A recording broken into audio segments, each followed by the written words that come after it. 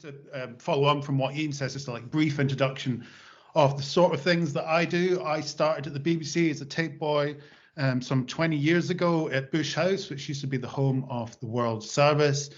And then from there, I eventually worked my way into production. And this is before podcasts were even a thing, and we still worked on quarter-inch tape. And I worked at Radio 4, starting in news. And then I joined the arts unit there, which makes programs like Front Row on Radio 4, Open Book, Saturday Review, and the film program, all of which I then went on to produce. And then I went on, became freelance, and in the last few years, I've been a documentary maker and a podcaster, and I now have my own production company with the broadcaster Elizabeth Alker, which is called Tempo and Talker, which is why you see the little Tempo and Talker icon in the corner. And we make lots of different podcasts. So here's a selection of some. There's a podcast about 25 years since Definitely Maybe called Listen Up from last year that I made for Noel Gallagher's record label, which was named number 2 by the Enemy, the best podcast of the year. I think Esquire magazine and others as well. Also, Pink Floyd is another music podcast that we did last year, and just launched this week was a podcast for the European Union. It's called This Is Europe, looking at collaboration and cooperation across the EU. Slightly ironic that they asked a British company to make that for them. And then just this week, I also do radio documentaries, so might be of interest to university students. I just did something with Helen Lewis called The Roots of Woke Culture, which is on Radio 2 on Saturday morning at 11. And it's about wokeness and the roots of that, and whether or not it comes from academia, and in particular, the postmodernists and continental philosophy. So check those out if you can. Enough about me.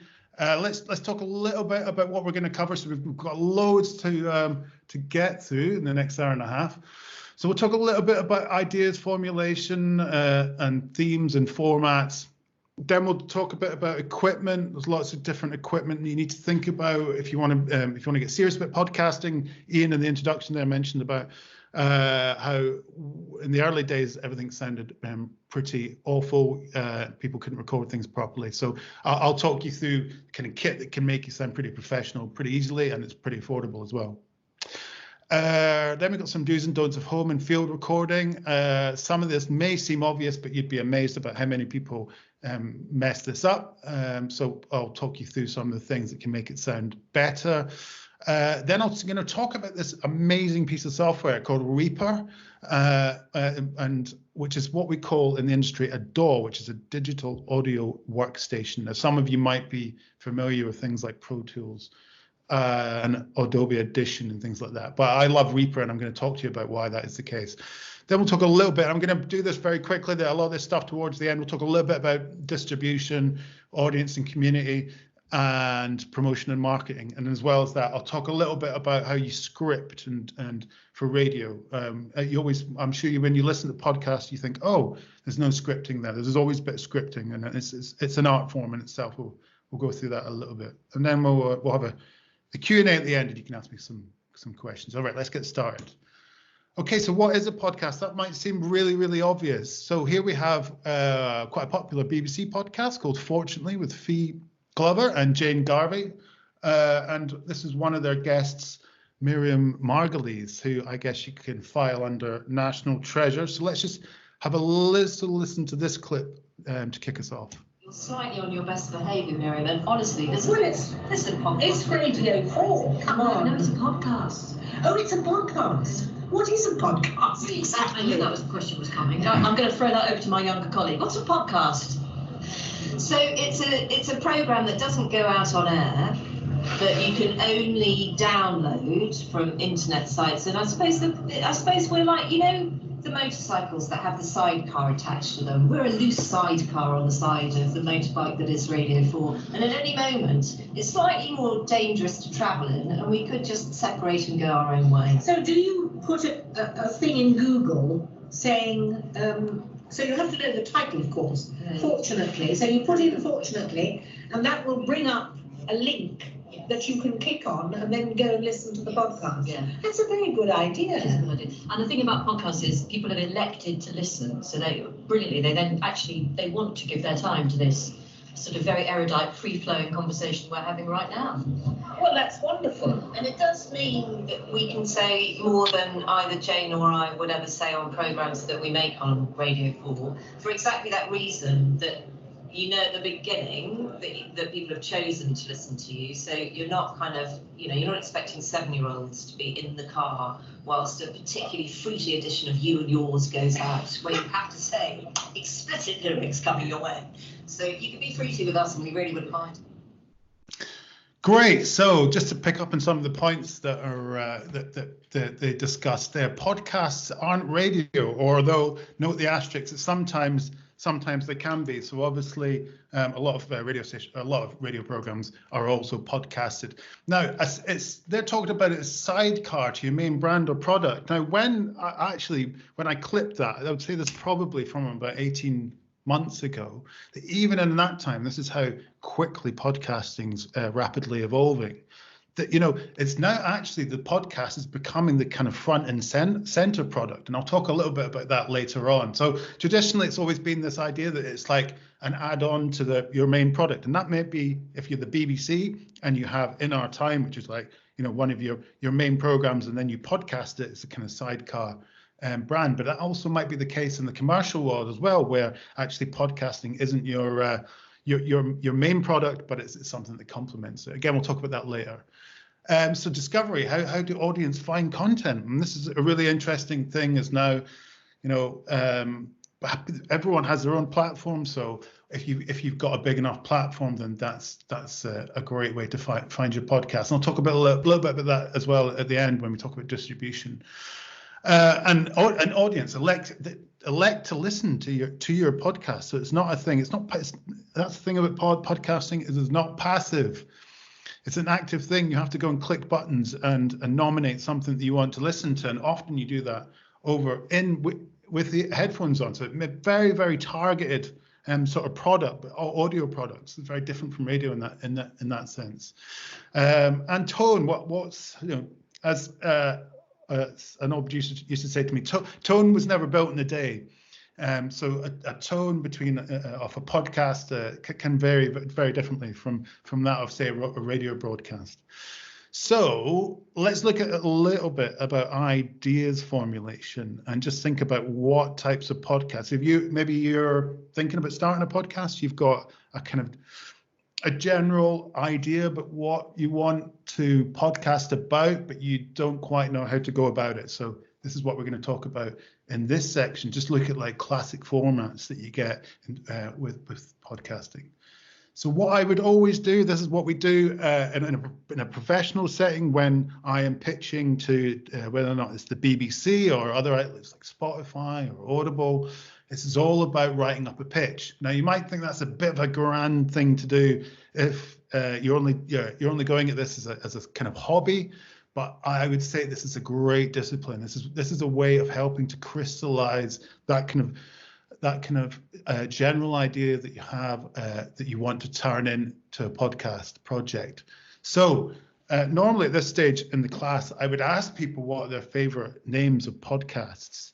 But when you come to write a pitch, the name is hugely important because it says what it does what it says on the tin, right? You want, when people are flicking through iTunes or wherever they get their podcasts, the first thing they'll see is the artwork with your name on it. So you want it to be really catchy.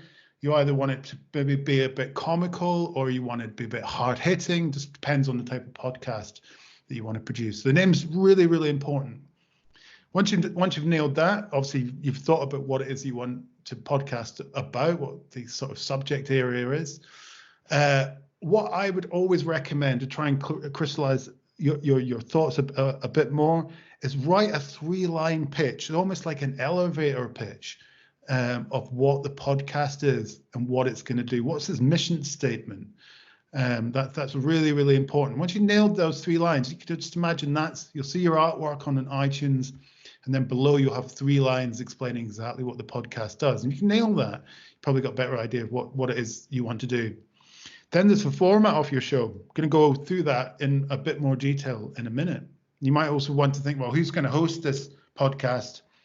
I'm an incredibly funny person, so obviously I'm the number one choice, or maybe it's your friend, or if you're making podcasts in a professional setting, you have someone in mind in your company. And then you want to think about episode format. So again, when you write the pitch, say let's say it's going to be an investigative podcast, and you want to investigate a particular story over the course of, say, 6 podcasts. What's going to happen in each podcast? Sketch it out, write it down, detail what's going to be in each one. Really, that, as I said, it's going to really help you get a better sense of what your podcast might look like. And then eventually, this is much further down the line, you want to think about what a really nice grabby cover art for your podcast. But anyway, so a BBC editor once said to me that if you want a successful podcast, then try and come up with something that joins football, food, sex, and comedy, because then you'll be on to a winner. Because those are the kind of most popular formats that you can ever that people tend to listen to. So there's a few examples here. Guardian Football Weekly, that's been going for a very long time. My Dad Wrote a Porno. We're going to talk about that a little bit more later on. Hugely successful comedy podcast, and we'll look at that in a bit more detail.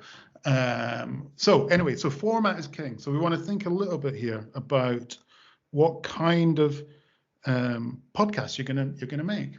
And the first one, classic, the first one that most people try out first, is a one-on-one interview.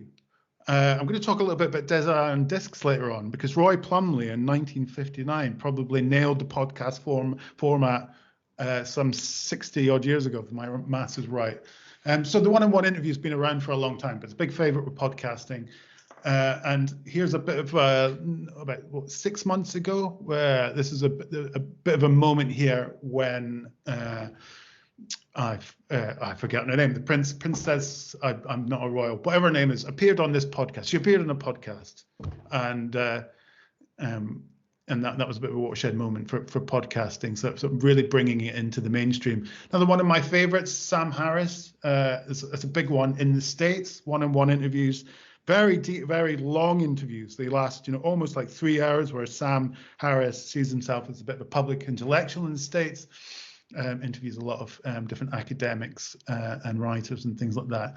Run at 3 hours length. And actually, what's really interesting about that podcast, most podcasts are free, funded by advertising, but he's built up such a big following that he's actually put it behind a paywall, which is a big experiment to see whether or not he can make that work. We'll talk a little bit later as well about how you might monetize your podcast. We'll go into that very, very briefly. So one-on-one interviews, classic format.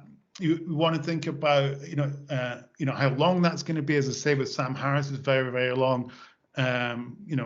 Maybe you want to have a podcast, an interview that only lasts like 20 odd minutes. For some reason, we'll talk a little bit about length of podcasts later on. For some reason, the industry's decided that the average length of podcast should be 43 minutes. I don't know why. Maybe it's the sort of right length for people commuting when they often listen to podcasts. So, but anyway, yeah, that seems to be the kind of general length everyone kind of aims for. With one-on-one interviews, it's frequency is sort of key. You want to publish regularly, maybe weekly, or certainly every 2 weeks. But as I say, it's a very, very crowded field, classic format. Next one's roundtable discussions. So this is the one where you might think me and my mates are absolutely hilarious, and we need to stick microphones in front of us because it'll be comedy gold. And then you do that, and you find out that it's much more difficult than that. But there are some very famous examples of ones where it's worked very well. So earlier I mentioned My Dad Wrote a Porno. So if you look at something like that, as I say, it works across any kind of subject matter, allows for great interplay between different hosts, creates a kind of community feel. I think what works best, and actually the Cultural Gabfest is really, really good for this, in that it's the same people week in, week out, and you tune in to find out what they think of. In this case, they talk about lots about different culture, new art exhibitions, new films, new books, etc.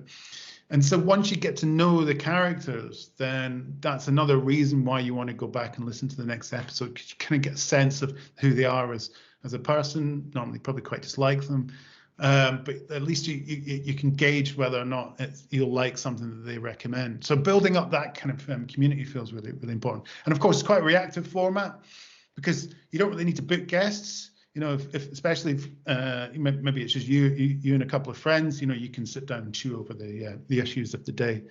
But if you look at some of My Dad Wrote a Porno, it's a podcast, if you don't know this one, about a chap whose dad wrote a porno, and him and two friends decided to pick over this work of art by reading out a chapter per podcast.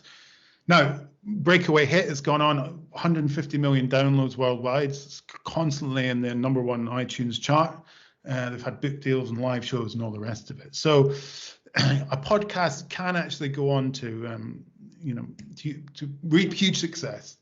Now, this one, narrated storytelling. This is where I normally I'd normally glossed over this one because it's quite niche. But last year, I was one of the big standout podcasts I thought of last year. And I've actually forgotten the woman's name. I'll have to look it up. So narrative storytelling is quite niche. You have to be really confident. If, say, maybe it's you or maybe someone you work with, you have to be very confident in your own delivery, that you can hold someone's attention for a long period of time.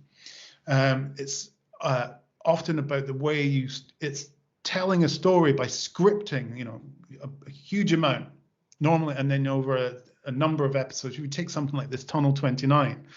It's basically just this woman talking. They're 15-minute episodes, and I think there's 15 of them. So and it's basically just her talking, but mixed with clips and music. And it really takes you. So it's about a tunnel underneath the Berlin Wall between East and West Germany.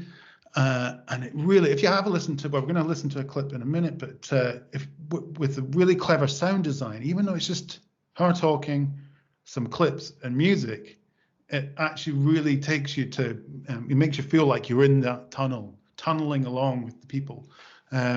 So it's very, very effective. Let's have a little listen to it. But the story I'm about to tell you isn't about what was happening on the street. It's about what was happening underneath it. Under the tarmac, under the concrete, down through the mud. There's something that shouldn't be there. Not there. That's it, a tunnel. It's small, just the width of a coffin. And inside it, there's a man, Joachim. He's crawling. In one hand, he's holding a radio, in the other, a gun. And he's crawling quickly because behind him, there are soldiers. And he knows that if they catch him, they'll kill him. Ahead of him, he can just about see this small circle of sunlight. All he has to do is reach it.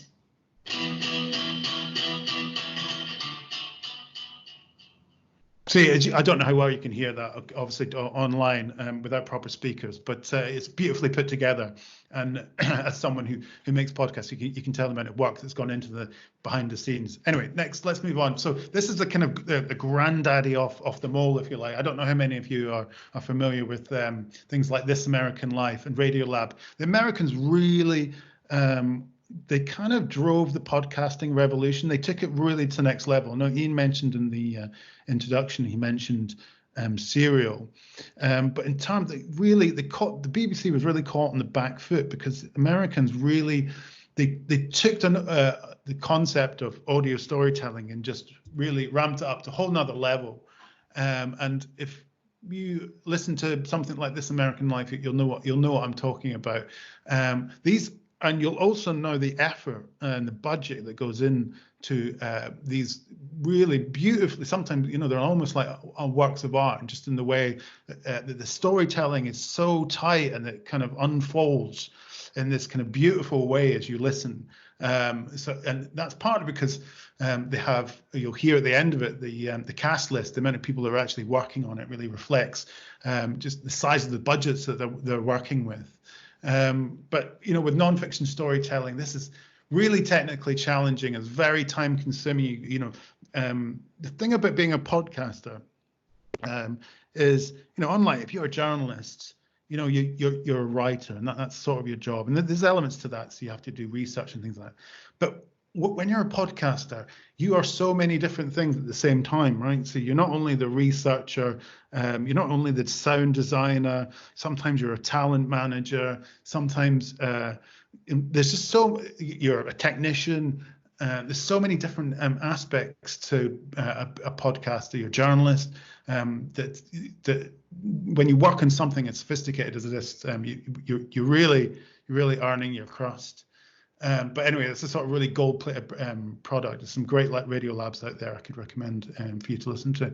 Okay, this is, see, and in response to this, eventually, very slow to react to this, the BBC came up with The Missing Crypto Queen, which was made by a colleague of mine, and that has been hugely successful over the last year. And we're just going to play a little clip of this. I'm not going to play all of it, just to give you a sense of, again, how they've taken that kind of narrative storytelling and told what is a live case about this woman who has this pseudo cryptocurrency that she managed to just rip off lots of people along the way, and they're on the hunt to find her because she's gone missing.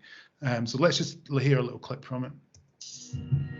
BBC Sounds, music, radio, podcasts. One family! You're amazing, guys. Dr. Ruja promised to make the world rich through a revolutionary new cryptocurrency. I believe what makes us different is our vision. We are more than just one coin. We create the world around this coin. Within 2 years, she was packing out arenas around the world with believers who'd invested in her idea. It was called the Bitcoin Akira. Ruja Ignatova, she's an ingenious lady. Dr. Ruja started appearing at events all over the world, spreading the one-coin gospel, arguing with bankers and gaining legions of devoted followers. And always dressed in silk gowns, diamonds, and her signature red lipstick. Try to imagine a cross between Belle from Beauty and the Beast and Steve Jobs. We have very, very ambitious goals. This is just the beginning. Her company made billions from global investors. It's amazing. Okay, so I'm going to stop that one for a little while because I want to talk a little bit about why did that strike a chord with people? If you're thinking about what kind of podcast could I launch, you know, what trying to think of what's been successful in the past, and you know, with the missing crypto queen, if you look at there's lots of things that really pique people's interest in that. So it's about money, it's about scams. You know, earlier on I was saying, you know, if you can mix football, sex, food, and all the rest of it, you try and think about what interests people, and if you get the right alchemy in that sense, and you find an amazing story, a live story like Jamie Bartlett and Georgia managed to do there, where they're actually kind of almost chasing this person around and trying to find them, then you're really onto a winner. You know, they don't come along very often. Now, I don't know if anyone's aware of Gimlet Media. Now, Gimlet, this is a podcast called Startup, and Alex Bloomberg was a producer on This American Life. I was talking a little bit earlier about how they managed to revolutionize the concept of podcasting. And Alex went on to set up Gimlet Media. And the first podcast that he decided to make for his new company called Gimlet was called Startup. Now, here's a really ingenious concept. So he's thinking, okay, I'm starting a company. Now, starting a company is a hard thing to do, but it's a podcasting company as well. So who's going to be interested in hearing about how you start a podcasting company for people that listen to podcasts? And that's how he came up with the concept of startup. And this is a great little concept there, right? Because not only, you've from the off, you've already got a great trajectory, right? Here he starts off completely clueless as to how he's going to start a podcasting company. And then the series over 9, 10, 11, I think it's 12 episodes of the first season, at the end, he has this fully fledged company. So great concept. I'm going to play you a little clip from this as well. This is from, I would say, I think it's from about 4 or 5 years ago. And it just gives you a bit of insight into what he was thinking about in terms of how the podcasting landscape was evolving. And interesting. Let's have a listen. I'll talk about it afterwards. There's not a lot of innovation here in terms of technology that you're going out and executing against. I feel like you've made an assumption that podcasting is the best platform for these incredible shows that you're creating. And I'm not convinced that if you went out and did it through an app-based ecosystem, that it might not be more successful. Here's what he's talking about. So consider how you're listening to my words right now, the words that you're hearing right now. Probably you downloaded this podcast onto your phone using the iTunes podcasting app or some other app. Maybe you're streaming it through the website, or you're listening on an aggregator site like Stitcher. But what if you wanted to tweet this moment right here, this moment I'm saying, what if you wanted to tweet it out to your friends, like as a little audio file? You can't. What if you wanted to find out which of your friends is listening to this podcast right now or has listened to it in the last 2 days and send them a message about it right now from your phone? You can't. What if you wanted to follow famous people and find out what podcasts they listen to? You can't. What if I wanted to say, hey, pull out your phones right now and I'll show you a picture of what a better podcasting app would look like? I can't. In other words, podcasts are still the same old MP3s they've always been. And by always, I mean since the Dark Ages in 2004, when according to Wikipedia, the word podcast appeared for the first time in history. Matt says, you're missing the truly big opportunity here to make your own app, to take podcasting out of the Dark Ages, reinvent the way we listen. Podcasting is frankly a technology that has this really core audience on it that just love it, that hasn't broken out into the broader mainstream. Most people aren't podcast listeners. And there are a whole bunch of things that are broken there that you have an opportunity to fix. Right. In other words, the way I interpret what he's saying, he wants us to become the Instagram of audio. Okay, so that's really interesting. That's from 2014. Gimlet's gone on, and it just last year was bought by Spotify, who are keen to get into the space and chop into some of Apple's market on that front. But that was 6 years ago, and we haven't seen any that killer app yet. Maybe they're working on it. But I'll talk a little bit later about platforms and hosting. But I just thought that was an interesting clip to play for you. Okay. So just to wrap up this section, this is the thing with podcasting. The barriers to entry are low. So as I'm going to show you, even just armed with a mobile phone, you can do quite a lot in terms of creating a podcast. At the moment, for me, I think the most exciting kind of development for podcasting are smart speakers, because as just in the past, you could tailor your own newsfeed on Facebook and things like that. Well, now everyone has a smartphone, a smart speaker in their house, and most people do. And you might want to say things like, "Hi, Alexa, can you give me the news? But I don't want to hear any more about COVID today." And what can happen now is that you can actually get tailored kind of audio news feeds as well. It's also quite exciting is, do you remember those mystery story books you used to have at school where you could choose your own adventure? People were making those for smart speakers. So the technology often drives that kind of innovation. But as I say, the barriers to entry for podcasting are low. So the thing is not to go on and make a podcast that everyone else has made. Okay. So we're going to talk a little bit about equipment in this section, and so we're about 25 minutes into the class. So let's have a look about what kind of things that you need So here's a picture of lots of bits of kit, some of these things that I have around me. You'll see in the corner there, I'm going to cut to the chase a little bit on the equipment. You'll see in the corner there's a Zoom H6. If you're serious about podcasting, I would recommend buying one of these. You can buy it on Gear for Music or Amazon. It is about £250. There's not a huge outlay for it. I'll talk a little bit more about the kind of features on that. Unfortunately, I can't show you on here, but obviously these are the sort of basic things you need. So I would really recommend buying that Zoom H6, and I'll talk a little bit more about that in a second. Then to the left of that, you see a mic with a microphone and cover. That's what we would call a stick mic, a kind of reporter mic. If you don't want to use the onboard mics that you get on the Zoom H6, then that's also worth the purchase. And of course, you'll need a pair of headphones and some cables. Okay, here's a little bit more about the Zoom H6. So it's a 6-track recorder. You can see there that there's 2 inputs on the left-hand side. There's an equivalent to on the other side. And then on the top, we have what's called the onboard speakers. And actually, those are attachments. And you can swap out the attachments and put in different microphones that have different purposes. And actually, those onboard mics are really, really great.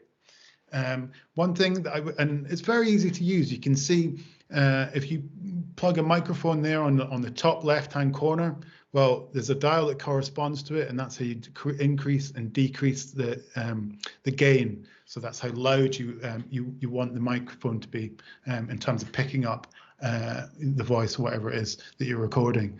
So that's how you can adjust the gains, and then you have the buttons below that with the left and right, the 1, 2, 3, and 4, and that's where you just select the different kind of inputs. And then you see on the screen at the bottom, that's where you monitor the audio that you're recording. So you can see there it says X and Y, so that's actually recording the speakers, the microphones at the top, left and right. And then you just hit and record. Now this thing down here is a shock mount, a Movo. It's like a really cheap version of, you can get very expensive ones, but you can get that on Amazon. If you Google it on Amazon, get that Craig, for about. Sorry, Craig, can I just, we've lost your slides for a moment, so I don't know if you want to just try sharing it again. Yeah. Let me. Is that better? Yeah, that's us. Thank you. Okay, great. Did you see that? Have you seen this slide yet before? No. Yeah, we've seen that. That's good. Thank you. Okay, great. So as I say, one thing with the Zooms is that they're quite sensitive to handling noise. So if you're out and about and recording, one thing you might want to do at the bottom of it, it does have a thread where you can attach a shock mount. And I really recommend buying that. So as I say, it's only like £15 off Amazon. And then you attach that to like a handle grip that you would use on it for a camera. Again, you can get one off Amazon for like £15. So I'd really recommend, once you've got this bit of kit, you're really, really good to go. And you've got lots of options there. You can record multiple voices. And actually, let's talk a little bit about the kind of mics that you can use. So I don't want to get too technical here, but basically there are 2 main types of, there are more than this, but there are 2 main types of microphones that we use in the business. So you have a condenser mic and you have a dynamic mic. See down there below, there's a picture of a Shure SM58, which is a kind of classic kind of thing you would have seen musicians singing into. That's called a dynamic mic.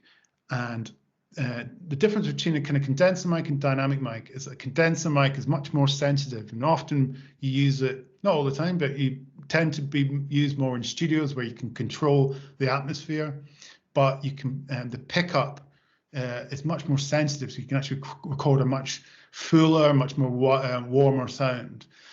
Whereas with a dynamic mic, it's not got as much range, but it's much more forgiving, and that's why they use it in, for example, live settings, where 1 minute you can be singing into it quite quietly, and then the next minute you can be shouting into it, and it's not going to clip. So that's the kind of basically the 2 types of microphones that you'll use. Now, here we're getting a little bit techie as well, but it's worth just concentrating on this for a little second. So different microphones have what we call different polar patterns. earlier, a couple of slides ago, I pointed out the reporter mic. A reporter mic like that will have what is called an omnidirectional mic. That's an omnidirectional microphone. And what's that? Well, that's where the microphone, if you imagine if you're looking at the omnidirectional there, that it'll pick up sound from everywhere, as it suggests. It's omnidirectional. Why would you want that? Well, if imagine you're running around as a reporter and you're trying to do stressful things like interview politicians or whoever, the last thing you'd want to worry about is where you're pointing the microphone. So it'll always pick things up. Disadvantages of that are, that means that it can pick up all the noise around you. So you won't just be picking up the voice in front of you. But then at the same time, you just put the microphone and then it'll pick up what you say, it'll pick up what they say. But at the same time, it picks up all the atmospherics as well at the same time. So maybe you want something that's like a little bit more directional. And as you can see, other microphones you can choose continue, from being a subcardioid to cardioid, much more kind of focused. So you get to the point where with a supercardioid, if you see in front of it, that will just pick up what it is that you're recording, and it will reject all the sounds behind it, which is much, kind of thing that might be useful if you're, say, trying to interview someone on a busy street. You've got your back to the noise of the traffic, and that way the sound will be rejected and it will pick up the voice a lot better. So you've got this is important because it's important when you're recording audio for podcasts. Remember, a lot of people listen to podcasts with headphones. So you want the audio to be as clean as possible. You want it to be the best quality as possible. Otherwise, they'll start listening to your podcast. And you can, as I say, you can get to the point where it's a shotgun. I'm going to just move on to the next screen here, because these are the onboard input capsules that you get with the Zoom that I was talking about, and that was recommended you buy. So let's just work here from your top right. So that's an omnidirectional microphone. And then down below you have that's really good. For example, like I say, if you're recording multiple people, sort of general all-purpose microphone. And then below it's a stereo mic. Stereo mics, I am not a big fan of this. When I ever record podcasts, and I'm recording interviews, I always record in mono. A lot of people will tell you that a lot of people in the BBC will record instead. I hate it because you can't control the sound, and also because people are listening in headphones, you don't want to have that swishing kind of sound of like 1 minute someone's in the left ear and then the right ear. Always record in mono. You want to pan them later on, you can do that in your digital, in your DAW, in Reaper. But why would you want to use a stereo mic for podcasting? Well, perhaps you're making a really beautiful soundscape that involves, I don't know, you want a beautiful, you're in a meadow somewhere and you want to capture that beautiful bird song, or you want to get a lovely stereo image of a train coming towards you and then moving away from you. Then you want to use a stereo mic for that. That's great for recording Atmos. So that's when you would think about using a stereo microphone for podcasting. And then on the left here, this doesn't come with the Zoom basic package. You have to buy this as an extra mic. Really handy. I use this a lot. And I use it for when I'm gathering material for documentaries. So I'm interviewing people and I don't want my voice to stay in it. I'm going to cut myself out. But I've got to go, but I'm going often to people's homes or places of work, and I'm not in control of the environment often, and it can guarantee, we live in a noisy world, can guarantee you will go somewhere and there'll be something in the background that's upsetting the recording. You think these things don't make a difference. They really, really do. Well, I'll talk a little bit about this later on. But what's great about this is super directional mic that will only pick up the voice in front of it, right at the top end of it. So it's a great little mic. Rode are, I would say, make probably the best mics that are out there. I'm actually at the moment using, I think we're going to talk about that in a second, using a Rode mic as we speak for this. But they've got some great kit, and it doesn't set you back that much. They now have a dedicated range for, they've obviously latched onto the whole podcasting thing, and they have a a dedicated line on podcasting mics. You've got the Procaster mic there, it's £100. You know, so it's not going to break the bank. And there, to the right of that, you've got the Rode stick mic, which is your kind of bog standard reporter mic. Okay, so maybe you're really tight and you've got, you know, your budget's really tight and you can't afford to buy Zoom, which is fair enough. So how can you use your mobile, utilize that in order in terms of gathering audio? And the great thing about your mobile is it's always with you. And also you might be in a situation where if you start getting out loads of kits and microphones and I don't know, you're in a government building or whatever, and you're not supposed to be really recording there, then using your phone is great. It's great for furtively recording, if you like. I often do this when I'm just gathering wild track around a city when I'm recording documentaries, just because it's just easier rather than getting all your kit out. So there's a few things that you need to think about with your mobile when you're recording. So the classic one is to use the voice memo app that you've got on your phone. I wouldn't recommend doing that whatsoever. So it's not great quality, and there's much better apps out there. So I'm just gonna flick through this. There's dedicated apps out there which are much more versatile. You can change the record settings. Podcasts always go out in MP3s, but I would always recommend recording as much of the material as you can in what's called WAV. And a WAV is a much higher quality sound file. You'll always upload it to your hosting site as an MP3. But if you record everything in an MP3, then you upload it as an MP3, and then people and then you listen. You do hear a degradation in the quality of the audio. So you always want to record the highest quality of audio you've got. Now, here are a few options to download. My favorite is Voice Recorder Pro. Right, it's absolutely brilliant. One on the left here. It's free essentially. You can pay, and you can get rid of the adverts if you want to.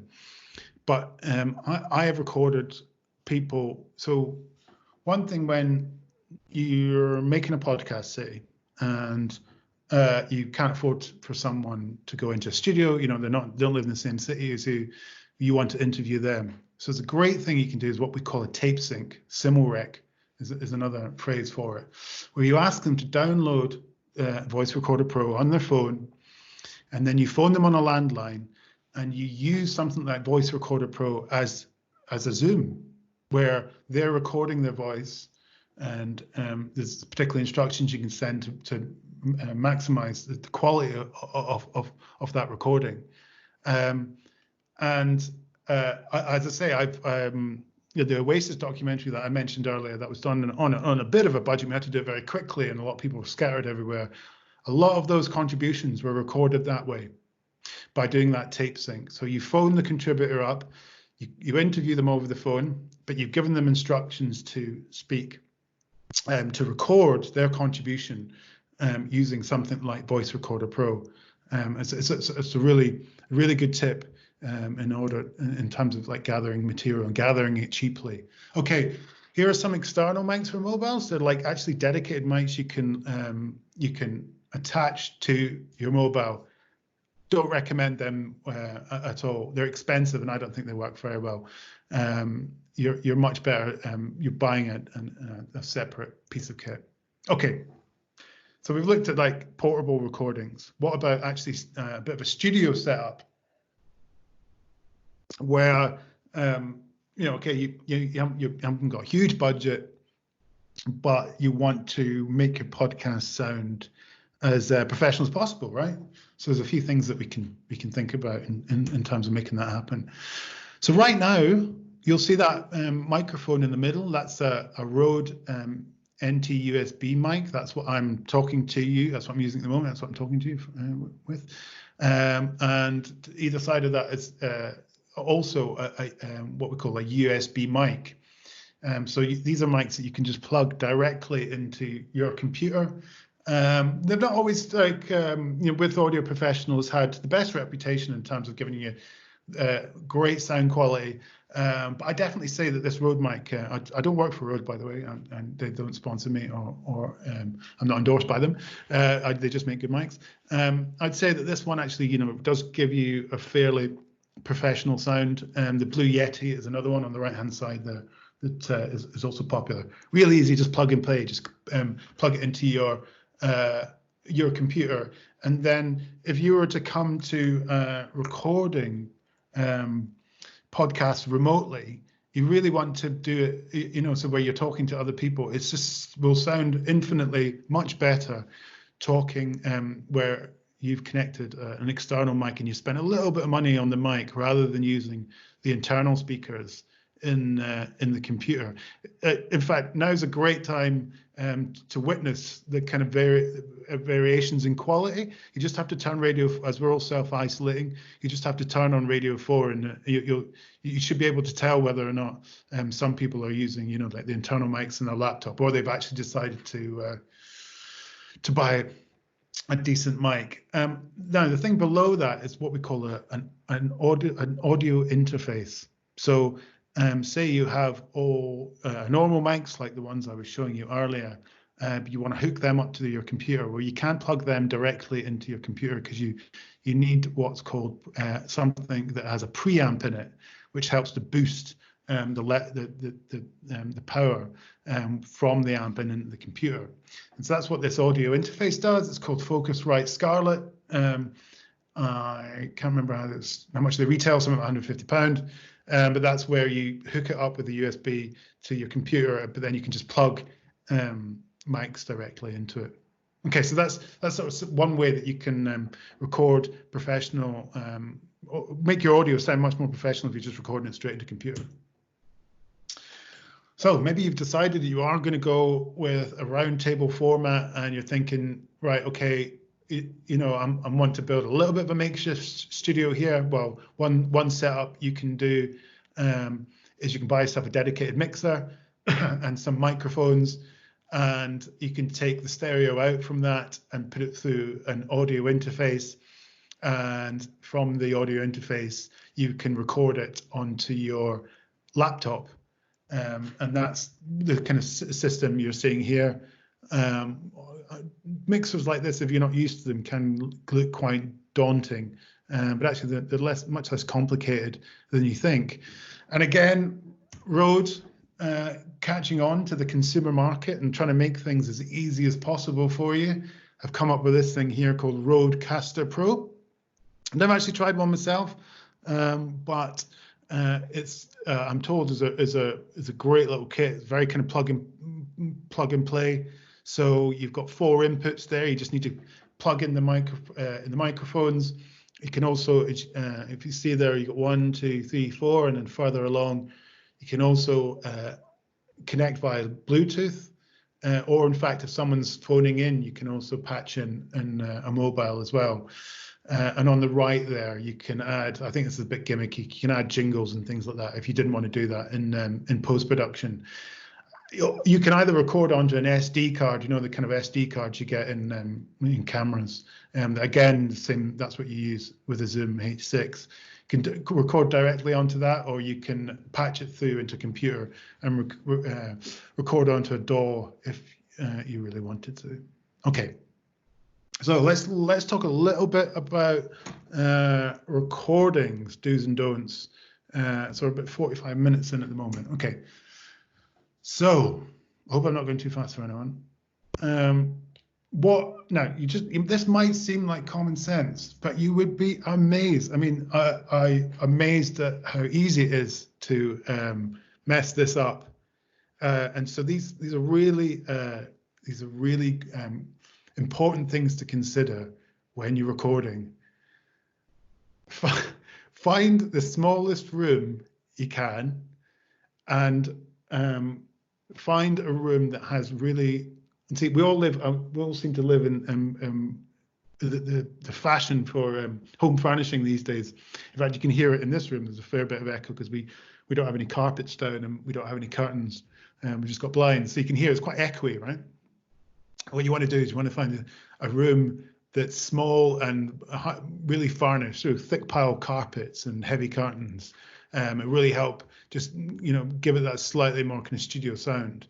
So that's one thing to bear in mind. I was talking earlier about the getting people to self-record on their RØDECaster Pro, and someone sent me back a really, really echoey one, and I realized that he'd chosen the bathroom as the smallest room in the house, which I wouldn't recommend because it's obviously very tiled, and so therefore has lots of reflective surfaces.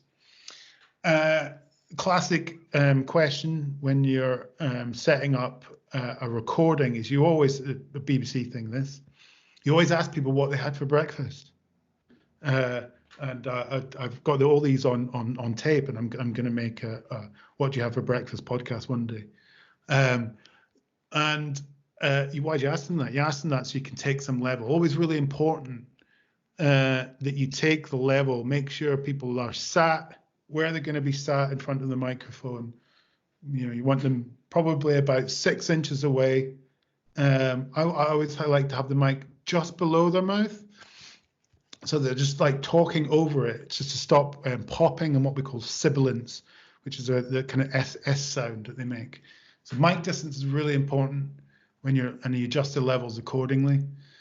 I've had this problem a lot when I'm interviewing aging rock stars who wear too much jewelry, and then you go and you've done an interview and you go back. I had this with I was doing, I think it was the Oasis thing actually. Peter Hook from New Order. Some of you are probably too young to remember who they are. And it was summer, and I recorded an interview with him in the garage, and he came bare. He didn't have a t-shirt on, but he had lots of medallions on. And I didn't. When I was listening, I was just too busy thinking about kind of questions I was going to ask that I didn't tell him to take it off. And then when I went back, luckily I was only using short extracts. But if it'd been a long interview, you would have heard this clanking of Julia the whole time. So yeah, listen out for that. And when you're outside, you want to think about the best mic to choose, like I was talking about earlier on, and also obviously you want to like turn your back to any unwanted noise source as well. And this is really important, that don't just whack your zoom on into record when you're recording, right? You want to get a bit of what we call wild track, so where no one's talking, you just record the atmos around you. Because when it comes to when you're building your beautiful documentary, you want it, you might want a little bit of bring the atmos up as you bring the music down and things like that. You just want to give yourself a little bit of headroom there, and always wear headphones to monitor what you're recording. Obviously, I mean, I've kind of come full circle with this. I have very expensive headphones, but I use at home when I'm editing. When I'm out, I use an £8 pair of in-ear Panasonic headphones, which I think do the job perfectly well. So I'm going to come out of the presentation here because this is playing the wrong clips in the wrong way. But I just want to give you a little, these are very short, so a little, I'm going to play them manually. These are kind of examples of like things you don't want. Hang on. This is distortion, and it's pretty bad. So that's distortion. You don't want to be distorting. It's a bit like bread. Once you bake the bread, you can't unbake it. Once you've recorded it, you can't really do much about that kind of thing. The other thing, as I was saying earlier, here's something. An extract from a documentary I was making about the Hammond organ, and I was in America at a church that had a Hammond organ, and you can hear the wind. My name is Pastor James R. Bryson Jr., and I am the pastor of First Church of Deliverance, and we're about to enter into the sanctuary to look at 4 generations of Hammond organs that we have utilized down through our almost 90 years history. So you don't want to be listening, I mean, that's fine for a little short clip, but if you imagine listening to that for half an hour, it becomes very irritating, especially when you're listening on headphones. That's always, this is the important thing with podcasting. Remember, people, it's right in their ear. Can't stress that enough. You want clean audio. Okay, the big problem is mains hum. In America, it's terrible for this. Whenever you record interviews, they've got this weird, I think it's the air conditioning is really annoying. This is a good example of this here. Carlos Santana playing. You can hear that hum in the background, right? Big deal. And I remember Carlos Santana, I had an order from him. He calls me up and I'm gluing the body together. And he goes, "It's going to stay in tune, right, Paul?" I went, "Oh yeah, no problem." Distorting a little bit as well, but anyway, listen. And then, but you can, with something like that, you can actually, you can actually sort a little bit in post production. Well, we're going to talk a little bit about Reaper. You can utilize what we call EQ, and it can pull out because it knows what the frequency is at 50 hertz of that, so you can kind of clean the audio up a bit, sound like this. Carlos Santana playing a PRS was a big deal, and I remember Carlos Santana, I had an order from him. So anyway, yeah, so you get the idea here. I'm just going to go back into play here and then move this on. Carlos Santana. Oh. Sorry, it gives 2 seconds. Okay, so just to recap what we've gone over here. What you want is to make sure that it's loud enough, that it's intelligible enough, and does it sound like you're actually there. I mean, these are key things when it comes to capturing sound. And as I say earlier on, reflective and hard surfaces are not our friend. And as you heard, any kind of electrical noise is annoying. People is a classic one. So often you will go to someone will say, "Oh yeah, we can record the podcast in our meeting room in our office. Yeah, that's a quiet enough space." And then you go in, and invariably you go there, and then it's right next to the entrance and a busy office, and there's people continually coming and going and banging doors, and you can hear it all in the background. It's not what you want. It's not what you want.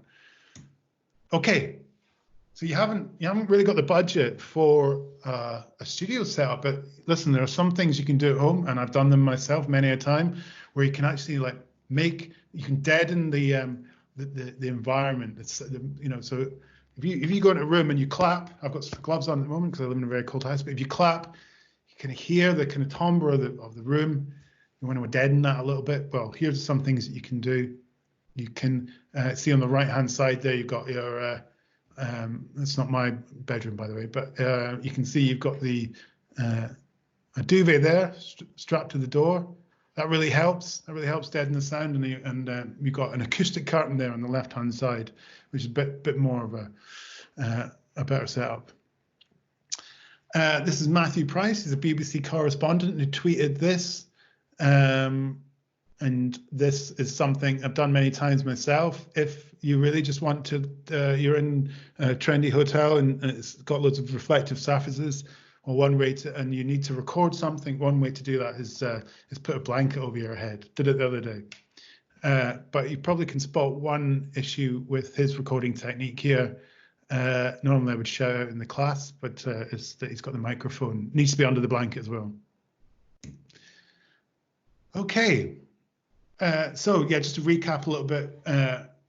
When you're out recording, location-wise, you want the mic to be close enough to the sound source. So if someone's talking, as I say, it's about 6 inches away. You don't want to be too quiet, and just beware of handling noise. Remember earlier on, I recommended getting that shock mount. That'll help in that situation. Okay, we're just going to play a little short video here, just so you can This is from the Center for Media and Social, the School of Communication at the American University of Washington. And it's just a little discussion about, sort of things you should think about when you're out recording. So this is about 3 minutes long.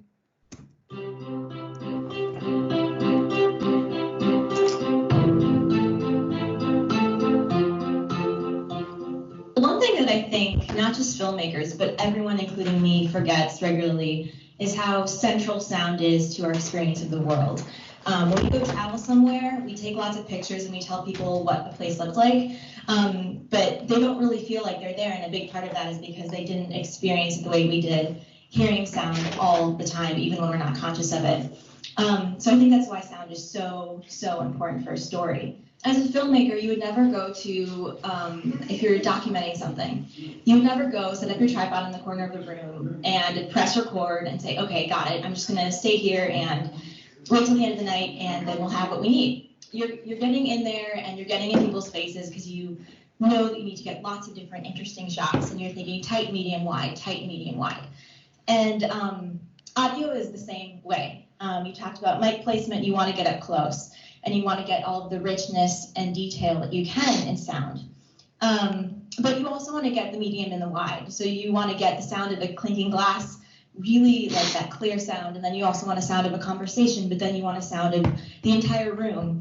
And then that gives you lots of options later to do things creatively and pick out certain sounds, layer them as you're mixing things later. When you have a certain sense taken away from you, you're really just like super intensely hearing what's happening, and you have to fill in the rest with your imagination, which is one reason sound is so intimate, because in order to understand the story, you have to be imagining it, and that makes you participate in it in a really intimate way. Okay, so we're about halfway through the course here, so we need to speed it up, things up a little bit. We've got about an hour left of the course. Now, we can either take a little bit of a breather here. I'm willing to crack on. Ian, I don't know what you reckon. If you, hello? I think we just crack on. Craig. Crack on. Limited time. Let's do it. Okay. So let's talk a little bit about editing. So you've gathered all your material, and now you need to craft it into a beautiful sonic landscape. So how are you going to do that? So there are what us audio professionals use are what's called DAWs, and these are, as it says there, stand for Digital Audio Workstation. Now there's lots of different ones. The BBC uses, classic BBC uses its own particular one called Sadie, which I've used for many, many years. It's not really a commercial one. The industry standard for a long time has been one called Pro Tools, which I can't recommend at all. I think it's terrible, and it's very, very expensive. And there's other ones that are out there. Audacity is quite a popular one. That's a very basic, and it's free. Or GarageBand, which comes, if you've got a Mac, comes free, obviously, with your Mac. But the one that I use, and I think it's amazing, is called Reaper.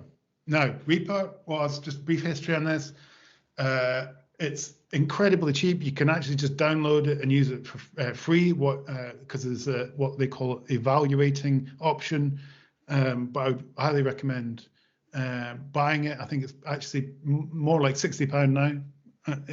Incredibly powerful piece of software to help make your podcast. Wasn't originally designed for podcast making. It's principally for music production. So it has lots of features that, as a podcaster, you're not going to use, but it highly customable. So you can use it. You can tailor the piece of software for how you want. It was started by a chap who was a big music enthusiast.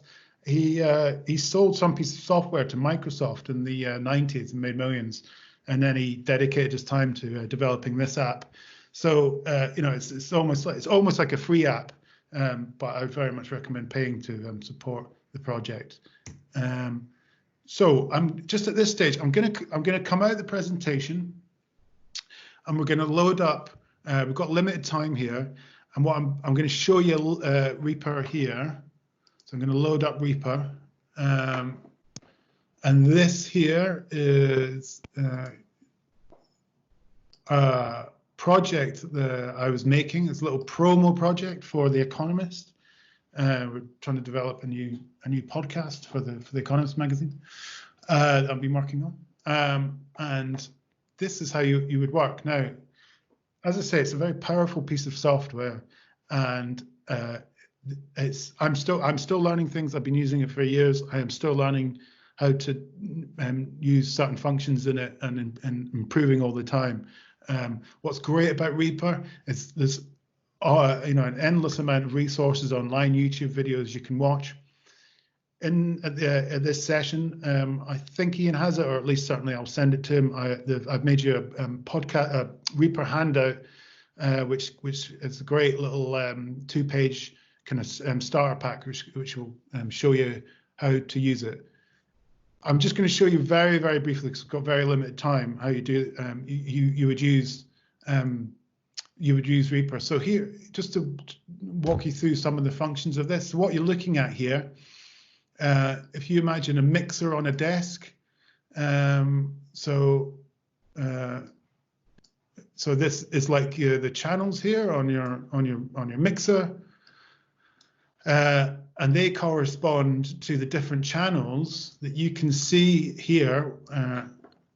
So you can see me clicking on, that's what, channel 1 there, channel 2. You can even name them there where my cursor is. 2, 3. So these all are like separate tracks, if you like, on your mixer. And then within each track, you have chunks of audio. So here's, if I could play here, you'll see some music there. The world is full of extraordinary stories. You can always see that that's too loud. So this is unmixed at the moment. And that's you can see the meters there as well. So when if I play it here. Tales of the unexpected. On the right hand side there, you've got you're metering the stereo out of what you're mixing. So what's amazing about Reaper here, so what you would do if you were starting a project, so if how would I do this normally? When you can literally drag and drop anything into Reaper. If you've got audio files, this folder management system, what you want to do is you want to start a project, create a folder, bung all your audio in that, and then you can actually just drag and drop it right into Reaper. And Reaper's great. It's much better than any other system I've used in terms of it will recognize video files, MP3, WAVs. Doesn't matter what the file format is, it always recognizes it, which absolutely saves you a lot of headaches with trying to import things. So the other great thing about Reaper is that it has what's called non-destructive editing. So how can you manipulate a piece of audio when you come to editing it? So here I have, you see that I'm pulling it out here. That's because it's these are links that the presenter has recorded, and I previously edited it, but now I could pull it all the way until it's back to its original form. And also then, what you want to do is when you come to editing it, you want to think about how things like chopping it so that you can cut it down and edit it in the fashion that you want. Is full. That you want, and that's by, again, in the handout, this is all explained where you hit, it's S is the scissor function, and you cut in that place, and then you can cut out the bits of audio you want, but it will always still be there. If you pull it out, you can see it's non-destructive, that actually it's still there. And that's really useful, but you see there that I've cut a bit of the audio, but now I've got a big gap here. Well, the other great thing about Reaper, if you come up here where my mouse is, has this thing called ripple editing. At the moment, it's like a slip function, right? So when you're editing, at the moment it's off, but then when I turn it on, and I'll just join these two things up here. When I come to then cut another bit of audio, so I want to join up the two speech areas there, highlight the bit that I want to cut, I hit that, and it moves all the audio back. And again, if you're not happy with that and you want to just pull out a little bit, you can do that as well. And the other thing as well is, say that you want to fade the presenter in a little bit. Again, here, and then you just grab in the corner. You can change the level and the fade point, and actually, even if you right-click your mouse, it can offer different preset fades as well, which is really handy when you're coming to place music below speech and things like that. As you can see here, as I've been this kind of raw project here, where I've been just placing bits of audio, and you can see I've already down here made little kind of like brief little fade points. And then each one, has little functions where you can solo particular tracks as well, or mute them if you wanted to.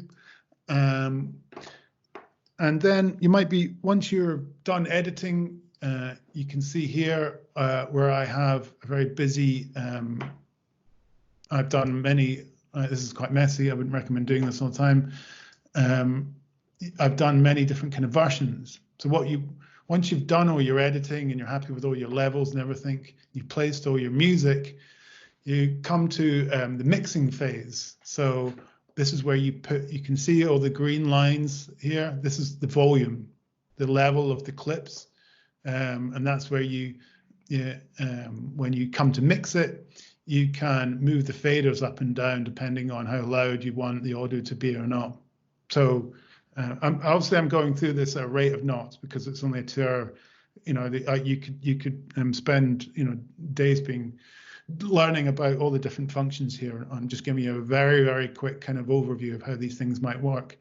But this is a kind of example of here where I've mixed something and I've got the mixer up here and I've got everything on automation. And you see if I press spacebar, which is to play it.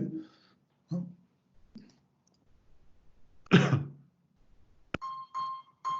Hello and welcome to The Extraordinary Story, a podcast from The Economist's 1843 magazine. I'm Rosie Bloor, editor of 1843, and what better way to kick off our brand new show than with this shy retiring figure from another era. I'm James Elroy, the death dog with the hog log, the foul owl with the death growl. I am the author of 20 books, masterpieces all. These books will leave you reamed, steamed, and dry clean. I died and swept to the side.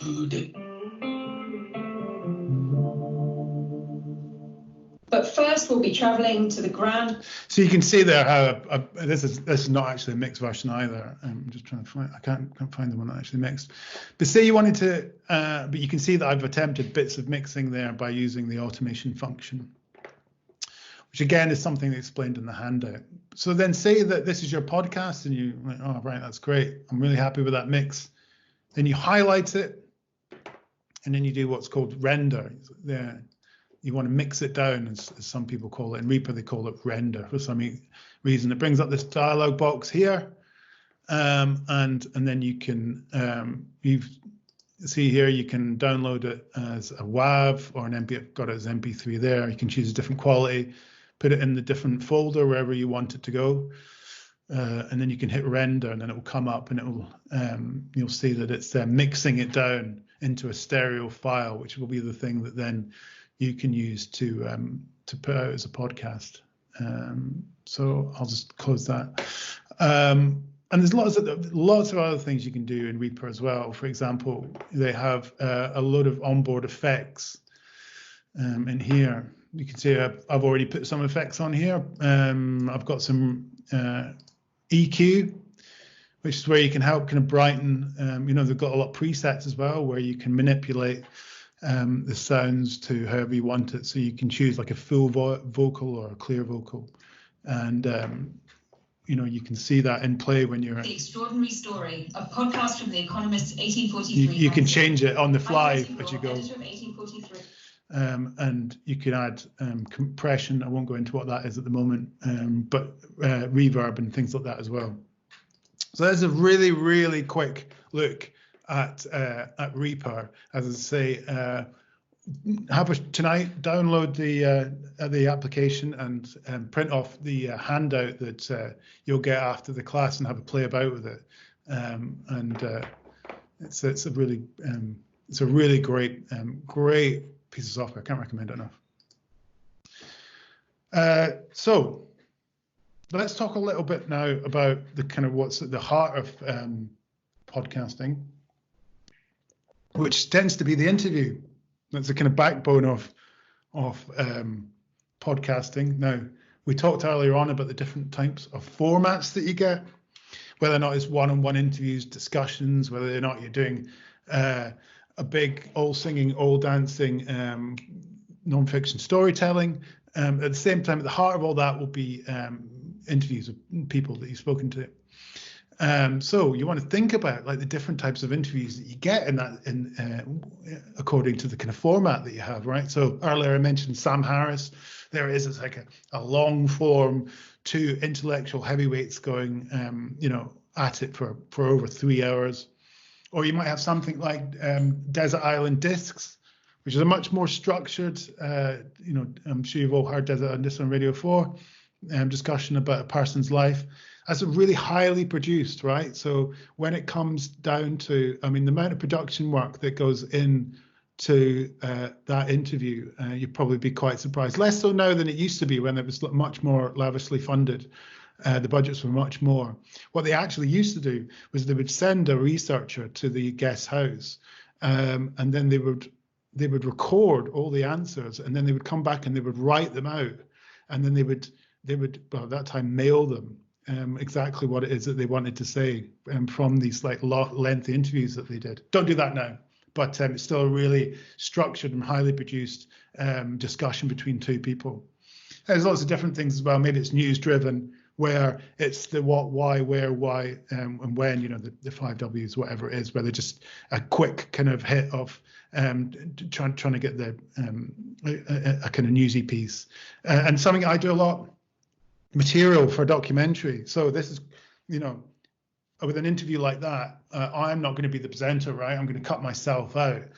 So you've got to think about the way you might interview people, that you get the best response from them, but they're also talking in a certain way that means you can edit it and you can edit yourself out. I'll talk a little bit more about that in a second. Vox Pops, that's obviously Vox Populi. That's where you go out and you interview the general public about their views on COVID or whatever, and then you drop into a news piece.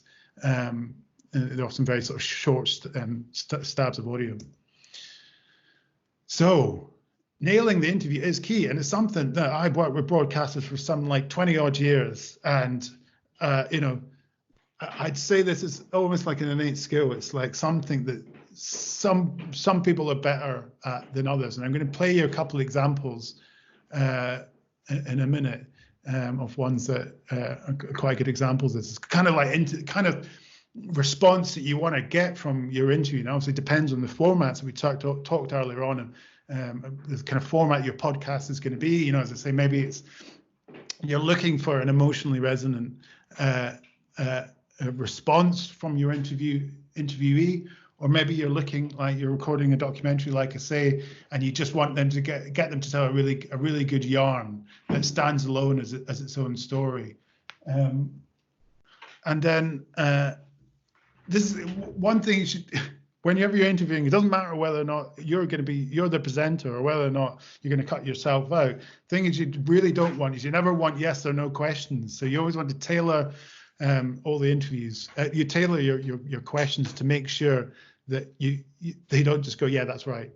And that's obviously particularly important if you're cutting yourself out. What you want to do is use open-ended questions. It's that sort of thing as, tell me about that time, or and when you really when they're in flow, like is when they're speaking in kind of story language, talking in dialogue. He said this, and then my mother said that to me, and then my father said you never listened, and all that sort of stuff.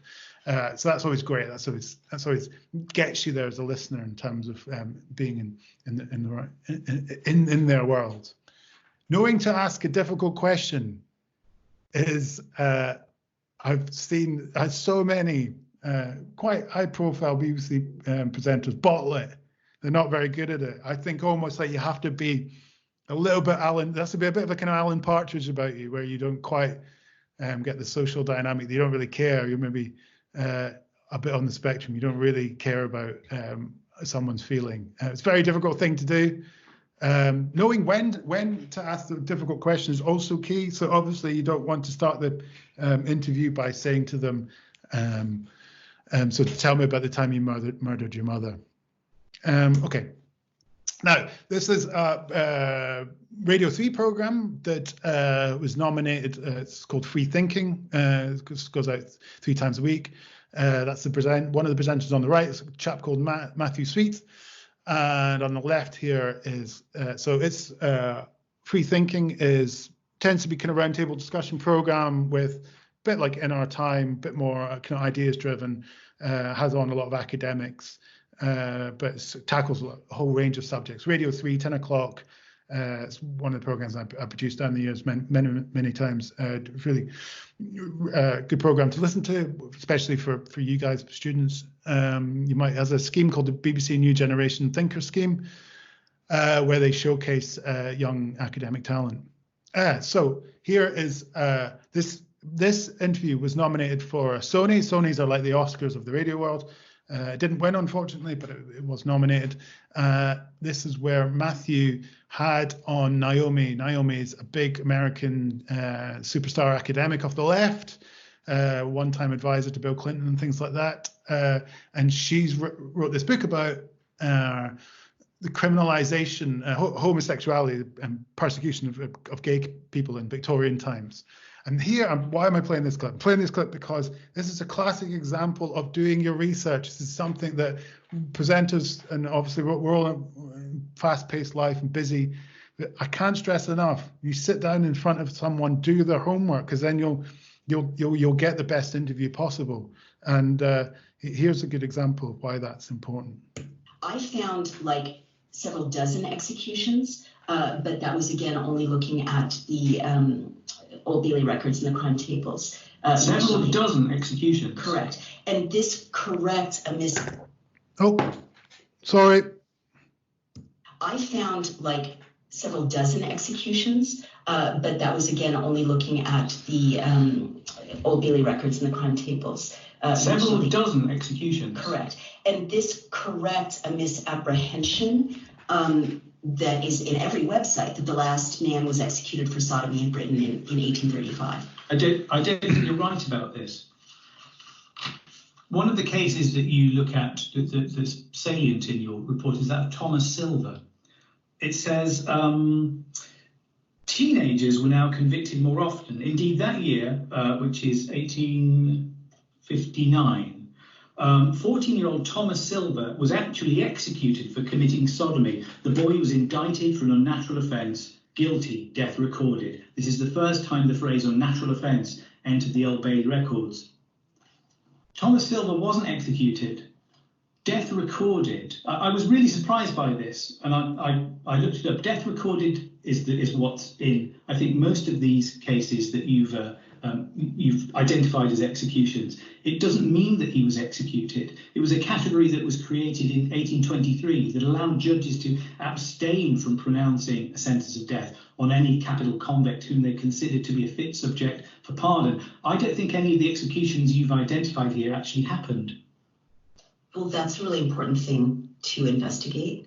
What is your understanding of what death recorded means? Death recorded, this is also from that, I've just read you the definition of it there from the Old Bailey website. But I've got here a newspaper report about Thomas Silver and also something from the prison records that show the date of his discharge.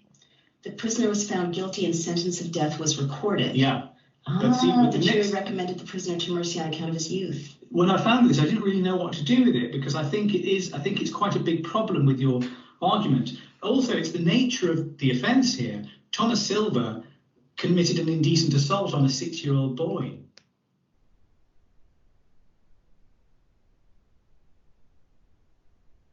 Yeah, so devastating for Naomi, the fundamental flaw to her book. Matthew done his research, he's a Victorianist, so he knew what he was talking about. And the book was eventually pulped, but she's hounded Matthew on Twitter ever since. Okay, we've got limited time, we've got a lot more to get through, so I'm gonna speak to some more of these clips, especially this one. This is Ian Wright on Desert on Dis recently. You might have heard it. It's a really good example of where the interviewer actually doesn't really had to do anything, because here he is telling an emotionally charged story and he gets very upset. And that's sort of, it's kind of gold for a producer, a podcaster, where you have that emotional response and it really, really resonates, especially with someone like Ian Wright, who's very likable and all the rest of it. And this, again, I'm not going to play this clip, but this, we'll move on for that. That just sums up some of the things that I was talking about in terms of thinking about how you interview people. Okay, so let's talk very quickly again about presentation. Now, scripting is really, it's an art form as well. I'd say it's probably, and when it comes to audio production, I would say scripting is one of the most difficult elements of the job. And presenters themselves who have been presenting for a long time, I still have not got it, some of them that I work with. And it's really, really time consuming, but scripting is really, really important. And when you listen to a podcast, you probably think, oh, I don't really hear any scripting there. Well, trust me, there will be scripted elements to it, but it's just because the person you listen to is a pro. They've done it for a long time, but they've also got a natural aptitude to sound like they're not reading something. They sound like they're just talking to you. They like talking to you as if you're there, and that's that being able to pull that off, being able to do that is a real skill, and it's really difficult. So some of the things you need to think about. You need to think about the knowledge level of interest and knowledge of the audience as well. Just to move on, you've got to think about writing for the voice, right? Writing to be read aloud. A really good example of this is when I worked on Front Row on Radio 4, the arts program. I used to always book this guy called David Quantick. David is a comedy writer who wrote The Thick of It and things like that. He would always come on and do these kind of pieces where it was a kind of comedy piece where he wrote a script around music. And because he understood writing for radio so well, if you looked at those scripts, they were so sparse. They were basically him just setting up the next bit of audio, and he was almost doing a call and response with the lyrics in the audio. So that's how you need to think. You need to think about, keep it really short and punchy, and think about how you can express your ideas or what it is you want to put across in the smallest, shortest way possible, and how you can illustrate it as well with like music or archive or clips or whatever. So it tends to be that if you're thinking about how long your script is going to be, it's normally average, it's sort of 3 words a second. So you actually count that. If you write something out, you can count it, to see how long you want it to be. As I was saying, use fewer words to tell the story.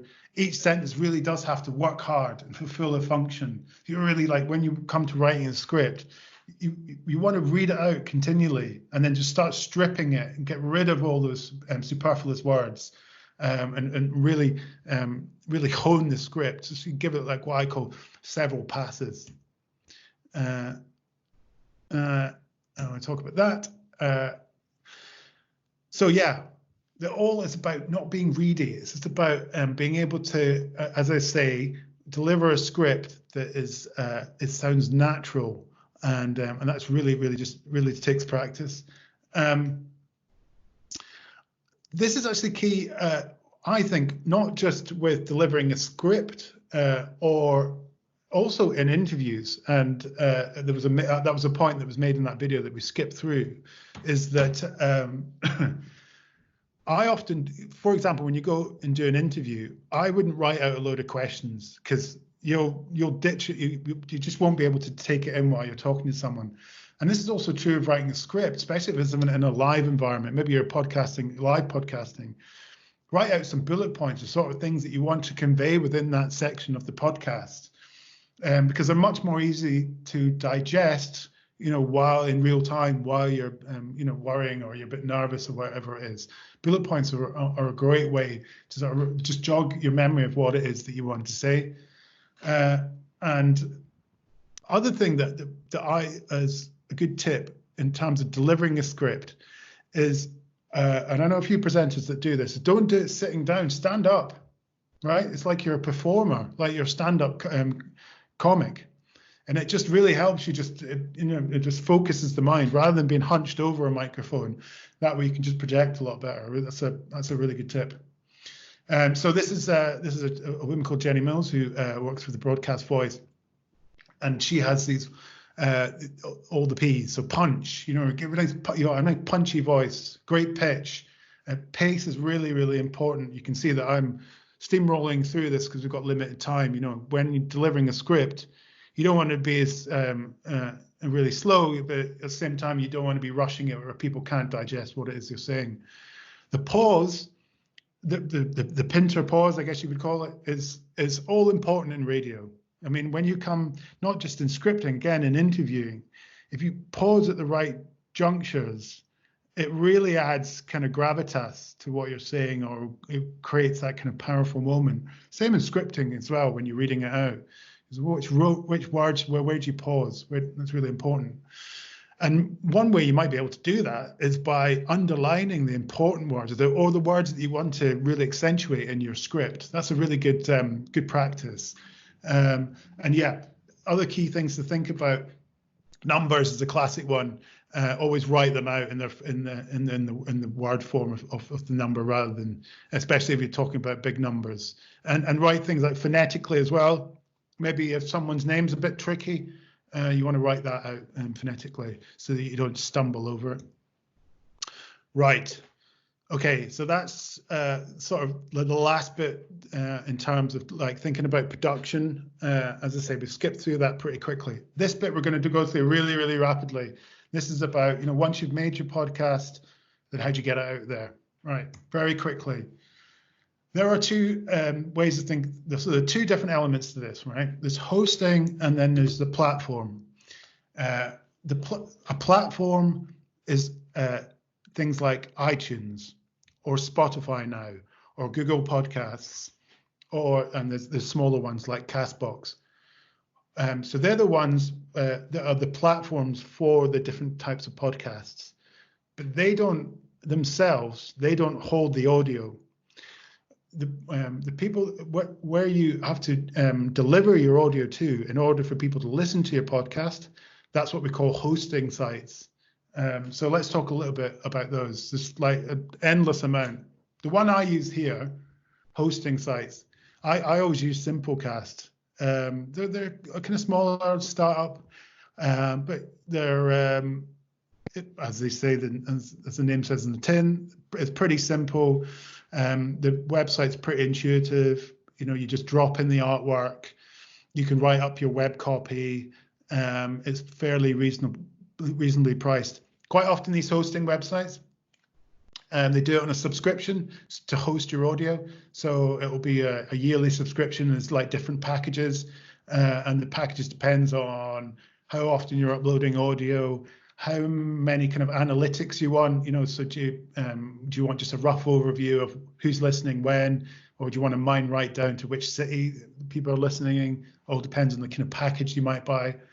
And then there's other things like, for example, Simplecast will create a very basic website on for your podcast, and from there, then you can subscribe depending on where you get your podcasts. And so they just do that for you.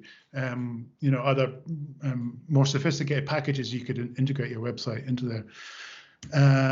So as I say, once you signed up to your hosting service, then obviously you want to distribute it onto the different platforms. Now, a lot of these hosting services will do this for you.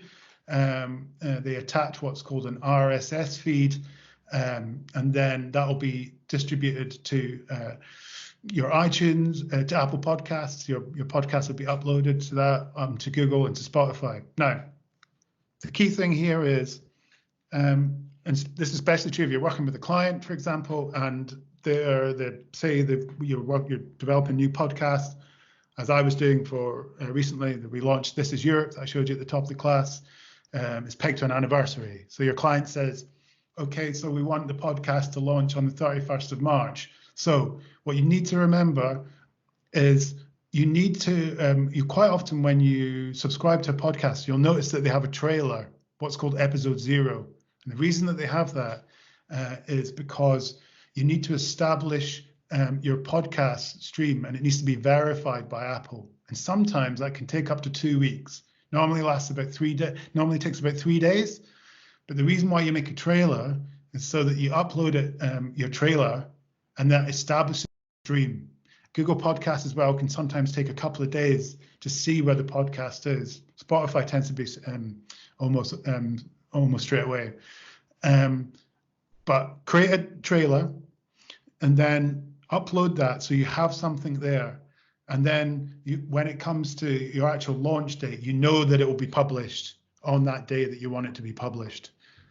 Okay, so I'm just going through these sort of different ones. Google are pretty new to the space, actually. They only just started, but you know, all these people, I mean, at present, the market share in terms of where people get their podcasts is still 50% for iTunes. Still got a huge market share. And now that, as Ian mentioned at the top, you know, more people listen to podcasts. Obviously, then advertisers become more interested in it, and the whole landscape becomes much more sophisticated. Obviously, then it's people like Google and Spotify have seen the potential of this growing market, and so I think what we'll see over the next few years is Apple's market share being cut away by other people producing better platforms to listen to podcasts. I played you that clip from Startup earlier. I still don't think we've had the killer app for I think the iTunes app is really frustrating. It's not very sophisticated, and I think there is someone there. Someone needs to disrupt the platform market, of which there are many people trying to do at present. And one way they might do this, so lots of people at Google and things like that are working very hard on making audio searchable. Remember again, that's that startup clip I played you much earlier on. Well, now soon you'll be able to not just search for podcasts, but search for a particular bit of audio the way you would like search in Google for a particular you know, something written down. So that's going to change the kind of way that you can find specific things that maybe you heard a recommendation in a podcast. You don't have to spool all the way through the podcast to get to it. Soon you'll be able to just like find that exact bit that you want. And that's going to open up a whole world of opportunities, not only for the consumer, but for producers as well. Okay, very, very quick bit of promotion here. So there are lots of, in terms of promoting your podcast, very similar kind of promotional techniques that you would apply to any kind of digital product, right? One big problem with podcasting at present, and this is again why I can't wait for the day that Apple's iTunes has less of dominance on the market. The reason for that is because Apple has only ever really viewed their podcasting app as a kind of shop front. So as a producer of podcasts, they have an iTunes chart, they have a new and noteworthy section. As a podcast producer, you can't manipulate that you can't pay them to get on that new and noteworthy section. You can't pay for, you can't game the iTunes chart. It's an algorithm that they don't tell you what it's based on. It's not based purely on people listening to the podcast. If it goes to the #1 in the iTunes chart, it's based on an algorithm that takes into account lots of different factors.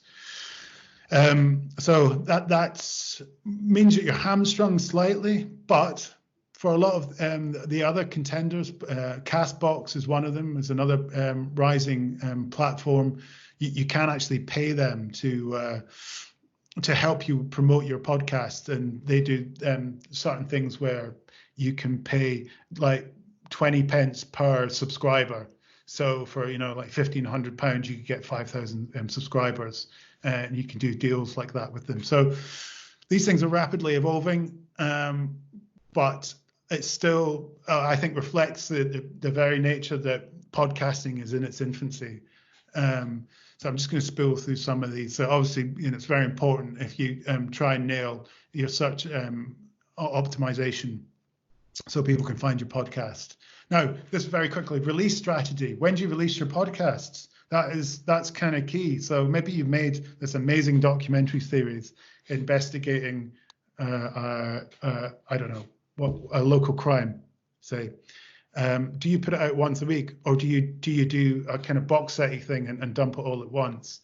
It's definitely worth. There's no right answer to this, but it's definitely worth thinking about once you've created your podcasts, how you release and when you release, because it's kind of important in terms of.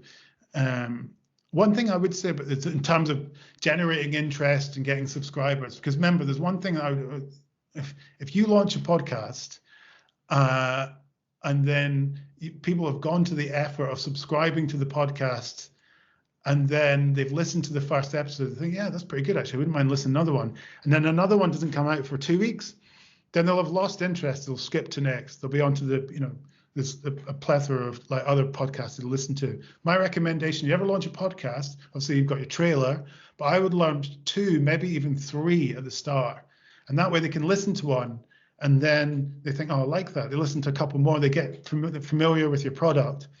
And then by the time 2 weeks comes along when you're ready to release your next one, then they're locked in, they're interested.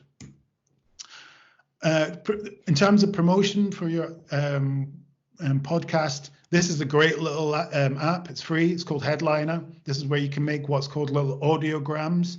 So you can clip your podcast and then make a little MP4 with subtitles that you can drop in your Facebooks, your Instagrams, wherever it is. Here's one that I did for This Is Europe, so you get an idea of what it looks like, on your tweets, whatever it is. This is Europe. You're listening to This is Europe, the podcast celebrating 30 years of collaboration and cooperation across the EU. Thanks. I won't play it all, but that you get a sense of that. And a lot of the platform, the hosting sites I was talking about earlier on, a lot of them do those audiograms now. Headliner were kind of one of the first guys to do it. But yeah, check it out, Headliner. It's a great little app.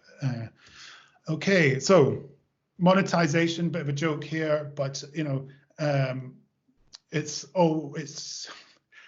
trying to monetize your podcast has been a struggle because it's obviously been a kind of nascent industry for a long time, a bit of a kind of hobbyist element to it.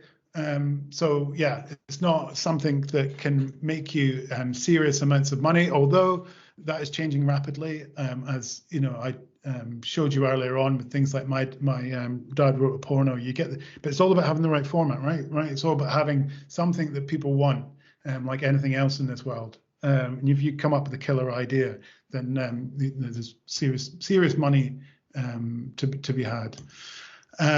One way you can go about is sponsorship. This is quite complicated. I'm not going to go into this in too much detail, but there are companies out there who can help you. If you get to the stage where you can see that you have over 10,000 unique listeners, then there are companies like Acast, who will then help find people who will want to advertise on your podcast. And obviously it's all related to the amount of listeners that you have, and then they'll supply the adverts and things like that, which you can then just drop into your podcasts. Obviously the other way you can do it is by, if you know someone who wants to sponsor your podcast, you can then just work directly with them and create the B-rolls and all the ads. But that's obviously much more laborious and harder to do. That's why you have companies like Acast that join up podcasters with advertisers. And this is a really, really growing market. And then maybe the other way that this is much bigger in the States, because they obviously don't have the BBC, and they're much, they're much more a kind of model where that if they like something, then they'll give them people money. But a lot of people make serious money off Patreon. This is where you can ask people to pay a charitable donation for the fact that they like your content, and people do make serious money from it. And you might even want, what you can do to try and encourage people to sign up and give you money is give them extra content. Sam Harris, who I talked about earlier on, does this. He did this for a long time, extra episodes and Q&As and all the rest of it. I don't know when this will ever happen, but I think the thing that will revolutionize this space, as many others, is when someone finally nails micropayments. Whether or not that be Bitcoin or Mark Zuckerberg's tried to launch his, I can't remember the name of the coin, his cryptocurrency. But the whole reason that these things are happening is at some point you'll be able to just tip people for content, just in the way that you would with cash in a pub. And when that happens, I really do think that will change the landscape in a radical way. Okay, I'm just going to finish off with a little Family Guy clip here before we start the Q&A, and it's like a little how not to podcast with Peter. I'll just play it to you.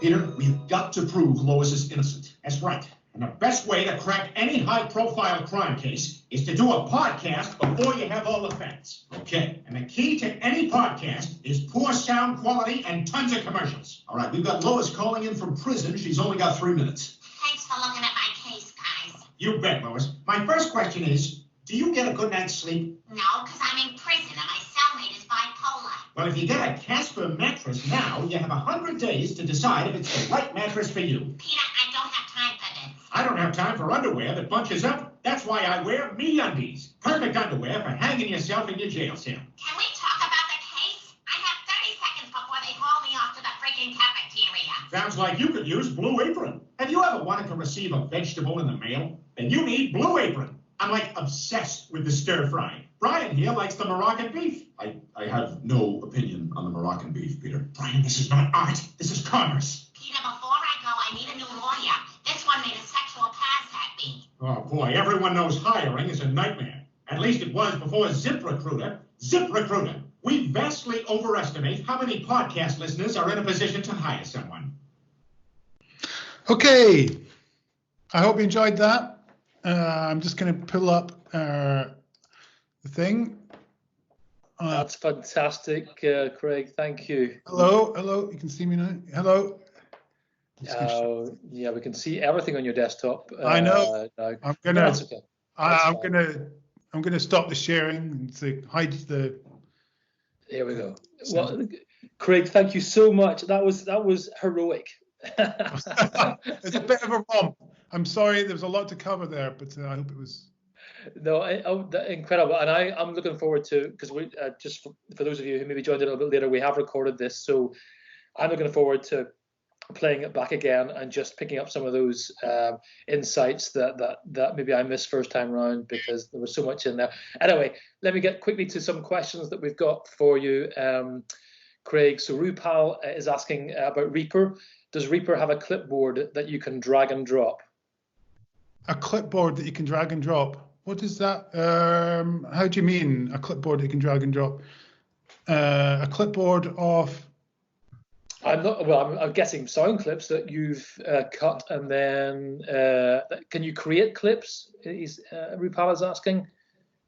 Well, yeah, of course it has a clipboard in terms of. I'm just trying to think what he means by that, because that can mean a few different things. I tell you what, Rupal, just jot us down another note to just maybe clarify exactly what you mean, and I'll come back to that. Martin is asking, what's the situation regarding copyright when you use commercial music in a Great podcast? question. Is there a length you can use for free? Right. So what I always say is that it's a nightmare. Copyright, it is a nightmare. Right? Why is that the case? It's a case because you're creating a product that's going to be broadcast globally, right? Because it's been put out over the internet. So you're not just dealing with copyright laws within the UK, also globally. And trust me, in America, it is a nightmare. Now, when you create a podcast, people say there's a thing called fair usage, that you can use copyrighted material, and fair usage means that you can use material that's not just for illustration, but for critical purposes. So, for example, you have a roundtable discussion about film, and so you want to play in some clips of The Godfather because you're talking about The Godfather, and maybe in that case, you could play little short clips.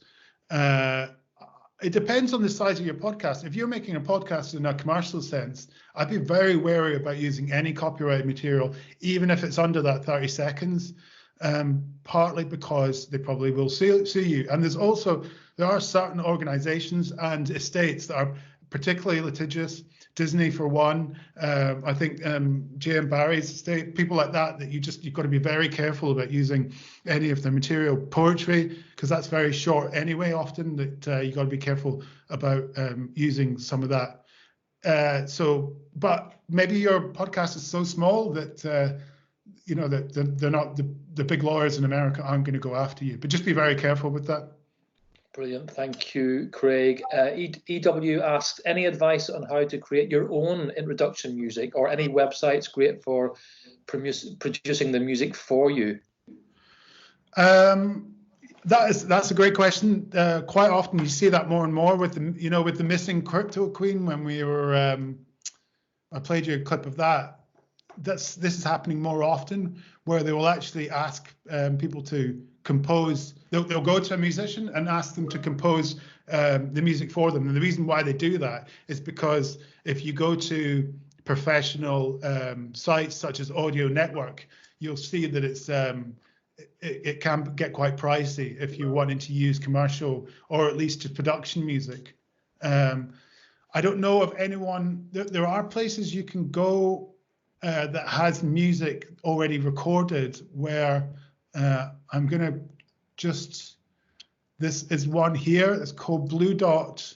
Now I'm gonna type in here. This is what we call Creative Commons music, where if you're podcasting as an individual or for a charity, whatever, then you are covered. It's free to use. Or if it's a commercial enterprise, then it's cheaper than using music from, as I say, things like Audio Network or all those specialist production music websites. So check that out. I don't know any specific musicians myself who I've commissioned to make music. So, okay. But yeah, check out Blue Dot Sessions. Brilliant. Thank you, Craig. A couple of questions from John, and actually John's been really helpful, posting all kinds of links on the meeting chat. So for anyone who hasn't, actually, let me just explain again, maybe for those who maybe don't know how to ask questions on this format, there's a little speech bubble. If you hover your mouse over the screen, you'll see a little toolbar come up. And near the right-hand side of that toolbar, there's a little speech bubble. Click on that. That should open up a meeting chat section on the right-hand side of your screen. Just type in your new message. And yes, there's all kinds of really interesting information, links that have been posted there, many of them by John. And John's question for you, Craig, is, as a producer, what are your thoughts on sound design in your podcasts? Do you prefer less is more? Or are you more of a bubbling orchestra of sounds kind of guy? Well, it really just depends on the type of podcast that you're producing. So, if it's just if it's a one-on-one interview, I'm not really going to be interested in. I want the data, I want the information. I'm not interested in the being scored with like beautiful music and sound effects. But then, if you're trying to tell a story, remember I played you a clip from the podcast, the Berlin Tunnel podcast. Something like that. It's all about sound design, and it's a real art form. That, I mean, to actually curate that kind of world in audio it takes a lot of practice. But these people, it's a skill you hone over years. So it just depends on the format. Again, it's all about the format, isn't it? It's all about the type of podcast you want to make. Brilliant. John, another follow-up question from John. What was your favorite audio moment where you were standing or sitting next to an interviewee and suddenly felt you were recording absolute gold? Oh, you're really putting me on the spot here. Well, have a think about that and we'll come back to that. I will have a think about that, yeah. I'll have a think about that. Sarah's asking, do you have any tips or exercises for thinking about scripting for podcasts as opposed to articles? Tips or exercises for helping us think about scripting for podcasts. Yeah, well, yeah. So for script, as I said in the class, is when you read it out, it's all about reading it out loud as you write. I mean, that is the key to it, because writing for audio is completely different than writing an article. So read it out and think about even the way that you you structure a sentence is entirely different than you would have as the written form. I'm trying to think of a good example of that right now. I would have to. This would be a much more detailed sort of session if I went to go into all the different types of scripting. Okay, but thank you. Thanks for that. Ayushi is asking if 2 or more people are hosting, and I know Ayushi's got a podcast on the go with a co-host, and she's wondering, how can we stop interrupting each other while still sounding like we're in conversation?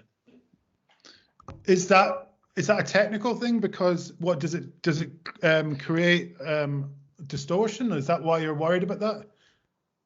I'm not sure. I think it may be just in terms of the flow of the conversation. Is it about eye contact and maybe just make signals? Because one thing I didn't talk about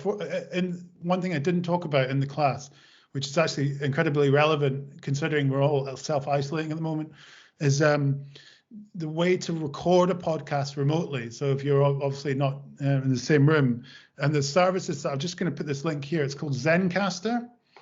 And so this, instead of recording, say via Skype or Zoom or Microsoft Teams, it's actually specifically for podcasting. And what it does is it records everyone locally, and then you as the producer who set up the call can then download each individual component. And it actually it gives you, it means that you can talk across each other that way, and you won't get that flanging effect that sometimes you get with Zoom and WhatsApp, talking across WhatsApp. So yeah, I think that's what you mean on the technical front. If that's what you mean, then something. I think and there's another one called Squadcast that's a bit like that as well, that I've used before. But no, I think Ayushi's saying, it's more about the conversational flow that I guess if you're recording it just in a one take, that you're not going to do much editing to. Is there a way that you can just, with your co-host, make sure that you're not talking over each other and that it flows, and yet still sounds like a conversation? Yeah, well, actually, one key thing with that, and this is the same with interviewing, it's a rookie mistake that people make, is that get used to not umming and ahhing when, because it's a natural thing for human beings to, when you're talking to someone, you want to be polite, right? And they're talking away and you go, oh, yeah, right. Yeah. And that's terrible for podcasting. You just, because then the actual person listening can't hear them. So get used to just nodding and smiling when people are saying things. Or if you're doing it remotely, just brief everyone beforehand that you don't want to do this, and you're not being rude, you are listening, but you want to have a bit more kind of clean audio in that respect. But listen, if you're recording a roundtable discussion, you want to make it sound lively, right? So don't worry about laughing over the top of each other. If it's a lively podcast, then that kind of suits the product, right? Brilliant. Just a question from Mohammed. Which is the best microphone for podcasting, a condenser or dynamic? So it all depends. It's horses for courses, right? Depends what kind of job you want. So you might be, you're not going to want to take a really sensitive condenser mic out when you're recording like vox pops on a busy street. You want to use more like a reporter, which will be like a dynamic mic. But when you're in the studio, like the mic I've got here is a condenser mic in front of me. So when you're in a kind of more controlled environment, but you want to get a kind of richer sound, then you want to use a condenser mic. I could chat till the cows come home about what different types of mics you want to use for different situations, and it is really important choosing the right microphone. Okay, thank you. Sorry, Craig, I think we get a bit of feedback. Have you got two? No, really. Two? No, I'm not sure. Never mind. Just a final question.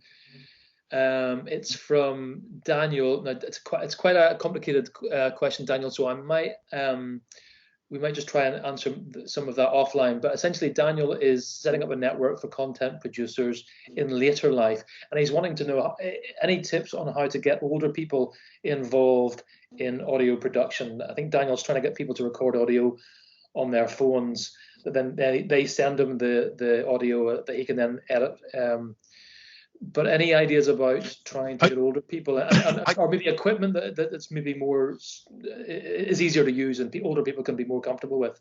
Yeah, I think this is a real growth industry. I think it's untapped. You know, people are obsessed, you know, especially in the media, with like constantly going after the younger audience.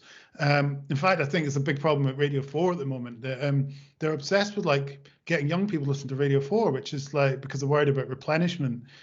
So I think more and more like the older audience is not catered for.